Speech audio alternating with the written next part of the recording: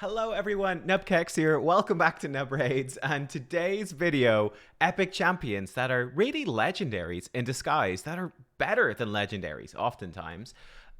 This is very much inspired, of course, by our upcoming 10x event, and really, in my opinion, the star of the show there. I will be opening shards, by the way, for the community. If you want to join in, you can check out the Discord down below and go to the Shard Pull sign up channel. It's sort of a first come, first serve. We're mostly full. But, you know, if someone pulls out, there might be a chance that you can join in. Still, I'll be recording that video tomorrow. But yeah, what are these champions? Who is better? And I'm going to offend some people. Let me say this straight out. Let me be upfront, right? Because I have a lot of sympathy. I do. I have a lot of sympathy for the 2-minute commenters, right? These are guys that go in. They watch, you know, they skim through the first 1, maybe 2 minutes of the video, and then they go to the comments to write about how you're an idiot and all the rest. I have a lot of sympathy for them. I do, because they've got a tough time. They're putting in a lot of hard work, and you know, it goes against them because they're going up against the thumbnail viewer commenters, the title reader commenters that don't even watch the video before they start telling you how dumb they are. Like, those guys are way ahead. So it's tough for the 2-minute guys. It really is, you know, it really is. But for example, I'm going to be really strict in this video. Stag Knight is probably one that a lot of people are going to assume. For me, he's only an honorable mention because my criteria for epic champions that are legendaries in disguise, I have a very simple criteria, which is, if this champion was not in the game, and if they were the next Fusion Legendary champion, would you be happy about it? And when I look at Stag Knight, he's got the visuals. He has the visuals of a legendary. He's got like the sort of character backstory of a legendary. He's got an insane move here in Huntmaster. It's really good. AoE decrease defense, decrease attack on a 3-turn cooldown. He's got a passive as well. He's got the decreased speed A1. That stuff is cool. But when you put all the stuff in his kit together, if he was the next Fusion Legendary, he'd be a huge disappointment. He would need more. He would need more than this to stand out, right? He doesn't have it. So that's sort of the thing. Obviously, he was completely manically good when he came out, but he doesn't stack up in the same way that I think the 5 champions only I've selected here today do. So without any further ado, let's dive into what my actual list is. Number 1 for me, not, you know, in terms of overall power, but the number 1 I want to discuss, because I think she does illustrate the point well, is Madame Serris. Madame Serris for me is an epic that's better than a legendary. She has the look as well. She's got the, you know, the cool skin. She even does have skins in the game, which is really awesome as well. But the thing that, or the things that come together to make her amazing, go back to the default skin. I didn't realize it would change. Midnight Ritual here. It's a decreased attack and decreased defense move. That is good. We've already seen with Stag Knight that is a really strong move. Each of these on their own are often 3-turn cooldown moves. Putting the two together is awesome. But the thing that pushes her into that actual legendary category is that it's a full buff strip from all enemies as well. And that is a very rare move. There's very few champions that can do it in the game. And that by itself is often a 3-turn cooldown move, right? If we look at Cythalia, she has buff strip from enemies with a tiny bit of turn meter manipulation. But as a full legendary champion, this is a 3-turn move. We look at probably the one that's more powerful, Romantu. He's got that AoE buff strip on a 3-turn cooldown. It also does block active skills. It can do block passive skills. But it's a very real conversation, isn't it? It's a real conversation. Romantu versus Madame, which one is better? I do think Romantu edges it out in the end, but bearing in mind, he is your ultimate mission reward. It probably takes you about 2 years for most players to actually get him as the final mission reward as a Void Legendary. Madame is in serious contention for being as good as he is. You know, if someone says Madame Serris is better than Romantu, it's something you go, okay, let's have an actual discussion about it. Full buff strip with decreased attack and decreased defense. Insane move, especially in the arena. She even has then a backup chance to steal a buff that can put block debuffs on your entire team for 2 turns if any buff is stolen. It can put out some true fears. Fears on the A1. She's got giving herself a little shield every turn, and that shield having a chance to fear. She's got the cool passive. She's got a really good backup move here, a good A1. She has all the hallmarks of a legendary, and needless to say, if the next fusion legendary, if we imagine that Madame Serris didn't exist and they go, Halloween legendary is Saddam Meris. It's an AoE full buff strip with decreased attack, decreased defense. People would go crazy for it because it is that strong. I mean, like if I if I jump in, oh, there was a new pack right there, lovely. If I jump into like Tag Arena, for example, you will see her crop up. Like there's a Madame Serris right there. I do see her crop up every now and then, not always, but there's another Madame. She is in there. Madame is there. There's a Madame. Not in this group, surprisingly, but she is one that does crop up, you know, fairly regularly, even for me still in Arena. In the number 2 position, number 2 for me, I'm going to go for a fairly obvious one here, and that is Seer. Now, I will say, to criticize her, I do think that Seer has not been as crazy recently, but that's more so because, you know, the new content that they've added, Hydra, Iron Twins. We know there's arena stuff coming. She doesn't shine as much in that content, whereas let's say a year ago when it was, you know, like Doom Tower rotations with the waves of Doom Tower rotations, it was level 25 dungeons last year. In that content, she was just completely bananas. And I think the funny thing about Seer, Madame is obviously just, it's clear that she's really good and she's supposed to be really good. They just like made her overpowered. With Seer, it's very clearly an accident. This is a support champion who's actually the best wave nuker in the entire game with Karma Burn. AoE, enemy max HP move. Because you can stack a whole bunch of buffs on yourself, this can just do absolutely insane damage. But like I said, it's very clear looking at her, she is not supposed to be as good as she is. This was very clearly a mistake. You've got like the whole sleep thing going in here. She's got the giving herself a AoE crit rate, the AoE weaken, the chance for an extra turn. She's got resist aura, you know. She doesn't really have offensive stats at all. She was clearly supposed to be a buff stripper that was doing some crowd control and some fun buffs and stuff like that. They clearly did not realize when they did the maths and they put her into the game that she was going to be the #1 AoE nuker for things like Doom Tower and Dungeons 25, which didn't exist when she was added in. But it is what it is. Seer is that strong. Completely overpowered. Makes really a lot of legendary nukers. Just what's the point in those champions? What is the purpose of these champions? Because Seer is there and she can so easily nuke through all of these waves. So there you go. Seer has to be number 2. Number 3 then is the inspiration for today's video. Obviously, he's coming in the 10x event this weekend, and it's Geomancer. Again, I think another mistake, for them. Geomancer with his reflecting damage passive and proccing that max HP damage with that reflection. We all know, of course, at this point, how strong he is for Hydra, how strong he is against so many Doom Tower bosses, clan boss. He is the boss killer, the Iron Twins fortress. He completely destroys. Again, I do think, like Seer, this was kind of a mistake from Plarium. This one to me is a little bit more understandable. Funny enough, Geomancer, as you guys might remember, was actually nerfed, a big nerf after he released, and he's still completely overpowered after that nerf. People were saying after the nerf that he'd be really bad. I think that's an interesting thing. Maybe it reveals a bit of a flaw in my methodology here, which is, if Geomancer didn't exist and he was the next fusion, would people be excited? And the answer would probably be no, actually, simply because it's not obvious. It is not obvious on first glance how good he is. It's not obvious how strong this passive is, how much damage it will actually do. Of course, now we know that's the case. For example, I think it's quite funny that one of the breakout videos on my channel here that let me do this, right, that has brought us here a few months later, was actually in rotation 2 of the Hydra. I did my Geomancer is OP for Hydra video. There was literally a month of Hydra when Hydra came out where nobody knew about Geomancer, and then I was just lucky with my testing that I was like the first one to do a big video on it.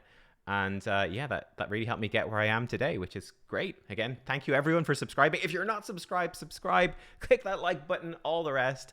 And thank you guys for the support and being here. But yeah, Geomancer, he is in the 10x this weekend. And it's really no surprise. A lot of people, I think, are just going to be pulling for Geomancer because he is that busted. The AoE decrease accuracy is good for Hydra. Stealing some buffs is good too, but it's really all about that 3-turn burn that starts reflecting damage back. It is completely nuts. Next up then, we've got another champion that I think is completely overpowered. And it's really become obvious recently, and that's Uugo. Uugo, for me, is really in this top echelon of epics that are better than legendaries. And like I said, there's only 5 that I'm giving this honor to. Uugo is in there. She is. Reason being, she is just unbelievably good as an AoE block buffs champion. She brings in decreased defense with the block buffs on a 3-turn cooldown, 100% chance. The leech, she's got the AoE heal. It's just so unbelievably good. I think a really good way to illustrate this, if we jump over here to my spreadsheet, this is a spreadsheet I put up before where we sort of we were theory crafting how good Mighty Uugo might be. Now, of course, when I actually got to test Mighty Uugo, we did find that they have to have no buffs up after the attack. We found that actually has a lot of drawbacks for Hydra. But one of the interesting things, when you look at the block buff champions, number one, it's very rare. But even amongst the legendaries, just about half of the legendaries have 4-turn cooldowns on block buffs. 4-turn cooldowns is a fairly standard thing. Like Deliana, Mighty Uugo, the ones they've added recently, 4-turn cooldown for the 100% block buffs. For an epic to come in, Uugo, and to bring in block buffs, now she actually has 95%, but it's easy to fix that with Sniper. To bring that in on a 3-turn cooldown is actually something very exceptional, on top of the fact that she brings block buffs along with it. And I thought another fun, I love picking, I'm sorry to Norog fans, I love picking on Norog because it's just so easy. But I do think that this is a funny comparison, right? When you compare, if I was to show you these 2 kits, say both of these are AoE block buff champions at 3-turn cooldowns, 100% chance, right? But one champion is going to bring you an A1 leech, an AoE decreased defense, an AoE heal that will also remove some debuffs, that can also revive your whole team. She's going to get, or that champion is going to get block damage if everyone else dies, so they can potentially proc this AoE revive. And then the other champion is A1 block active skills. They're immune to some hard CC, which is cool. Not all of it, but some of it. And then they give you a bit of a passive damage decrease. Which champion is better? Which one of these is the epic? Which is the legendary? I mean, really no question here. You'd be going, well, clearly this is the legendary. I mean, AoE decreased defense, a huge heal, the cleansing, the leech. This is so good. The revive when people are dead. Classic legendary style passive here. And then this champion, it's a cool little passive. Okay, that's like a good epic right there. Good epic with AoE block buffs. No. This is the legendary. This is Norog, and this is Uugo. It is mad. Yeah, it's just completely absurd. I do think, by the way, one of the most underrated legendaries in the game has got to be Archbishop Pinthroy. I actually did see Hell Hades' video earlier today, and he's using Archbishop in his Iron Twins team, which I thought was really cool because probably the accuracy aura and increased accuracy. But Archbishop Pinthroy, I'll just let you go and compare. I think this is one of the most underrated champions for Hydra, and he is very similar to Uugo. If you compare him to Uugo, very similar kits, very similar power levels, and he, like I said, is, in my opinion, underrated legendary. Uugo competes there. Then for the final champion here today, this one was actually difficult. There was a few for sure in contention. I will show you the honorable mentions. I think I will just barely give it to Demytha. Just barely. But I think this one is definitely, contentious, and I can fully see people arguing with this one. I think that's totally fair. What makes her comparable to a legendary for me, we do have the block damage for 1 turn on a 3-turn cooldown with also a really nice heal on it. Really nice heal. I think that the standard legendary thing, like Helikath bringing it in, is block damage for 2 turns on a 4-turn cooldown. She brings you 1 turn less, but it's got that 1 turn lesser cooldown. But I think that makes her equivalent, really, to a legendary, especially when you combo it with Light of the Deep, which is actually a massive heal. I've done a video on this before. It sounds like it's a tiny heal, but when you actually add it up, this heal tends to be absolutely staggeringly huge, on top of increasing all of your buffs by 1 turn, very underrated move, and decreasing all your debuffs by 1 turn. You know, it's not a full team cleanse, but it really reduces a lot of that pain. You know, a lot of debuffs are 2 turns, so if you get to take a turn before the enemy does, this effectively does cleanse that debuff off for you, which is extremely effective. So I do think that is so strong, and she opens up unkillable teams for Demon Lord, for Iron Twins as well. She does a lot of really cool stuff. So for me, Demytha does just barely make it through. If we mention some honorable mentions, guys, let me scroll down. We do have some honorable mentions here. So these were my 5 honorable mentions. We got Vogoth Inquisitor Shamail, Allure, Darkhail, and Umbral Enchantress, and these are all pretty straightforward. We'll just blast through them really, really quickly here, but Vogoth, I'm in the wrong faction. Here we go, Undead Hordes. Vogoth has a passive that really no legendary has, so he is very close to coming in here, which is healing you by 50% of all damage received. Like, how cool is that? On top of the AoE provoke, on top of potentially extending debuffs on a triple hitter A1. Vogoth has a lot in his kit, so he was very, very close in there to making it in. Darkhail was another one. Darkhail might have made this list for me, being like actual top 5 before, but I do think that Theodore came in and sort of stole his thunder a little bit. But basically being like this solo champion, placing poisons, exploding poisons, extending debuffs. He's really, really good for that, really good for soloing stuff. His base stats are a bit squishy, but he's a great champion. I use him like in my Ice Golem team. Who else do we have in there? Oh yeah, we've got the two that are again kind of clearly wonky. Inquisitor Shamail, a little bit less wonky, but just purely really for Hydra. For removing that fear is so good. That is so good for Hydra. And then, of course, he does do a massive single target nuke. This single target nuke is absolutely huge. He was used before for like one-shotting Seafies, for example, in Doom Tower. He is very good for that. So he sort of makes it in there for being that massive single target nuker, and also that Allure is clearly, again, I think like in that Seer realm of being a mistake, right? Where her A3 is pretty terrible. Her A2 is pretty terrible. Her aura, nobody really cares. Her base stats, nothing to write home about. Then her A1, completely overpowered. This, again, is clearly a mistake champion, but again, so strong for turn meter control and Fire Knight on Dark Phase, stuff like that. And then I did give a final sort of nod here to Umbral Enchantress, who, again, much like we look at Uugo being so good, Umbral brings in a 3-turn cooldown, 100% AoE block buffs, but it's for 3 turns, which I think is really, really good. That's absolutely amazing. Again, it's stronger than half of the legendaries that do this. It's so good. And she's void, so no weak hits either. And then she also brings in AoE 2-turn provoke that gives herself unkillable, although it does lock her out of her other skills for 5 turns. But I do think that she comes through, and she's in contention. Now, the reason I don't think she makes it into that actual better than legendaries thing, she's got no base accuracy and her base speed is really bad, and those things are very punishing for this sort of champion that wants to go before the enemy and lock them out. She's missing the 2 key stats for that, but I do think that Umbral is up there in contention. Like, AoE 2-turn provoke is nutty good. AoE 3-turn block buffs with a 3-turn cooldown is nutty good. She's very, very strong. And then we had, again, I think some honorable mentions. I've talked about Stag Knight. These ones were champions that I'm like, yeah, they're really, really strong for me. I think these are really strong, but they are just sort of epics. They're just extremely good epics. I don't think that they would be quite make it in. Maybe Deacon would be the one that might make it in as like more legendary quality, but these three are really good epics. And I will just finally mention as well, I do think that Maneater is an interesting example where he does not make the list again for me. Why does he not make the list? Because unkillable on a 5-turn cooldown, 2-turn unkillable, 5-turn cooldown, that's slightly worse than legendaries. Legendaries like Helicath, like Sir Nicholas, are giving you 2-turn unkillable on a 4-turn cooldown. This is on a 5-turn cooldown.